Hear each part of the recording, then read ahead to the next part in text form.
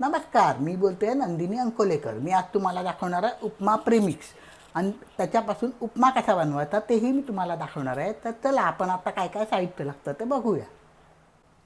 उपम्याचं premix करण्यासाठी लागणारं साहित्य हे 1 वाटी मी रवा घेतलेला आहे. हा आपला उपमाचा रेग्युलर रवा आहे. त्याच्यानंतर 1 टीस्पून उडदाची डाळ, 1 टीस्पून राई, 1 टीस्पून जिरं, 2 सुक्या मिरच्या, 4 ते 5 कढीपत्त्याची पानं. आपल्याला काजू पाहिजे असतील तर 5-6 काजू घालावे ह्याच्यामध्ये. चवीनुसार मीठ आणि थोडीशी साखर, म्हणजे 1 टीस्पून साखर. हे ऑप्शनल आहे, तुम्हाला पाहिजे असेल तर तुम्ही घालू शकतात, नाही घातली तरी चालेल. आणि वरून घालायला मी तुम्हाला प्रीमिक्स करून उपमा पण करून दाखवणार आहे. तर त्याच्यासाठी वरून घालायला कोथिंबीर, खोबरं आणि एका वाटीला साधारणपणे 1.5 ते 2 वाटी गरम पाणी लागणार आहे. तर आता आपण पहिल्यांदा एक टेबलस्पून तुपामध्ये रवा संपूर्ण छानपैकी भाजून घ्यायचा. तो कसा भाजायचा तर तुम्हाला दाखवतो. मी कढई तापत ठेवली आहे, त्याच्यामध्ये 1 टीस्पून साधारणपणे तूप टाकलं आहे. आता त्याच्यामध्ये हा रवा टाकायचा आपण.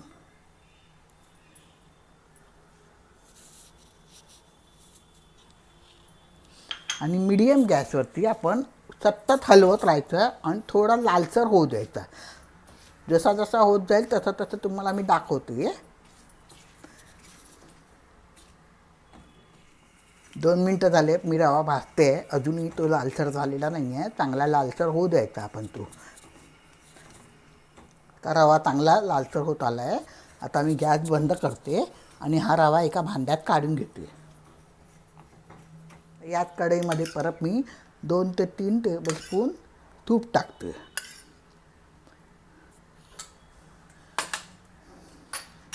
तूप चांगलं तापलं की आपण पहिले त्याच्यामध्ये उडदाची डाळ घालायची.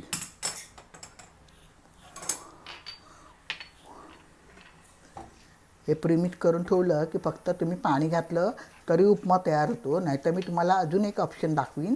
तो तुम्हाला सांगते की ते तुपामध्ये परत थोडंसं आपल्याला भाज्या पाहिजे असतील, टमॅटो, गाजर, शिमला मिरची, वाटाणा, जे काही घालायचं असेल ते तुपामध्ये परतवून मग त्याच्यामध्ये तुम्ही हे प्रीमिक्स टाकून पाणी टाकलं तरी चालेल. ही राई टाकली मी.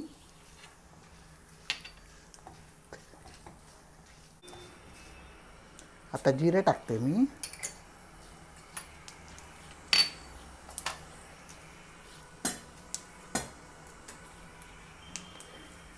सुकी मिरचीचे तुकडे करून टाकते.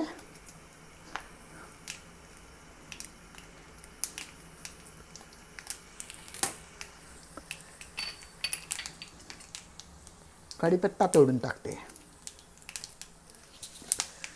तेलात चांगलं होऊ द्यायचं आपण. काजूचे तुकडे टाकते.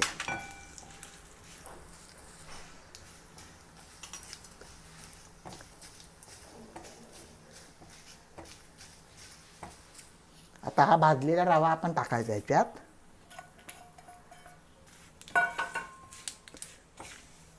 आता मी गॅस बंद केला. हे आपलं प्रीमिक्स तयार झालं.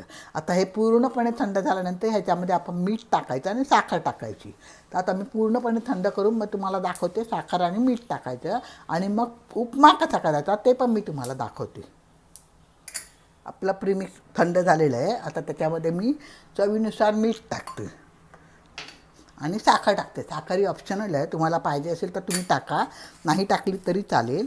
हे झालं प्रीमिक्स. आता हे आपण चांगलं प्लास्टिकच्या पिशवीमध्ये किंवा बाटलीमध्ये भरून ठेवायचं आणि फक्त ह्याच्यामध्ये आता आपण पाणी टाकायचं आणि उपमा करायचा. तर तुम्हाला मी आता उपमा कसा करायचा तेही दाखवते. याच वाटीने मी रवा घेतला होता, त्याच वाटीने मी 1.5 ते 1.25 वाट्या पाणी घेणार आहे. पाणी घेतलं आहे. आता पाणी चांगलं उकळू द्यायचं. जर ह्याच्यात तुम्हाला भाज्या घालायच्या असतील तर ह्या वेळेला तुम्ही या स्टेजला पाण्यामध्ये भाज्या घाला. गाजर, वाटाणा तर घालू शकता. नाहीतर दुसरा एक मार्ग आहे की तूप घालायचं परत थोडं, त्याच्यामध्ये भाज्या परतवायच्या, पाणी टाकायचं आणि मग हे प्रीमिक्स टाकायचं. पण शक्यतो म्हणजे काही मुलांना कळत नाही, तर त्याच्यासाठी तुम्हाला मी सांगते की तुम्ही डायरेक्ट पाण्यामध्ये भाज्या घातल्यात तर चालेल. हे बॅचलर मुलांना वगैरे पॅक करून द्यायला, बाहेरगावी जाणाऱ्या मुलांना तिकडे मिळत नाही अशा ठिकाणी जाण्यासाठी आपल्यालाही याचा उपयोग होईल. तर तुम्ही करून बघा. माझ्या चॅनलवर नवीन असाल तर सबस्क्राईब करा, लाईक करा, शेअर करा, आपल्या मित्रमैत्रिणींना कळवा. माझ्या रेसिपी तुम्हाला कशा वाटतात तेही मला कॉमेंट बॉक्समध्ये कळवा. पाण्याला चांगली उकळी आली आहे. गॅस मी बारीक केला आहे आणि हा प्रीमिक्स सगळं ह्याच्यात टाकते आता मी.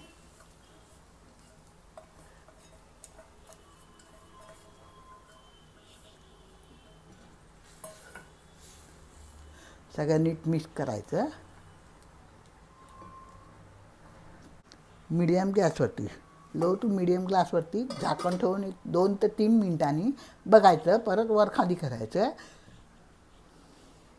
उघडून बघूया आपण. हे बघा, छानपैकी उपमा आपला फुलला आहे. आता याच्यात काही टाकायची गरज नाही. मीठ साखर ऑलरेडी आपण टाकलेलं आहे. फक्त कोथिंबीर आणि खोबरं वरतून टाका तुम्ही.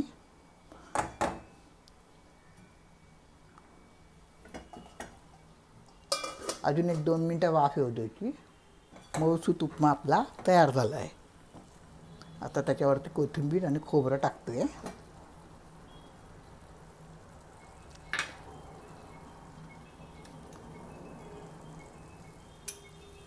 परत 1-2 मिनटं वाफ येऊ द्यायची आणि गॅस बंद करायचा.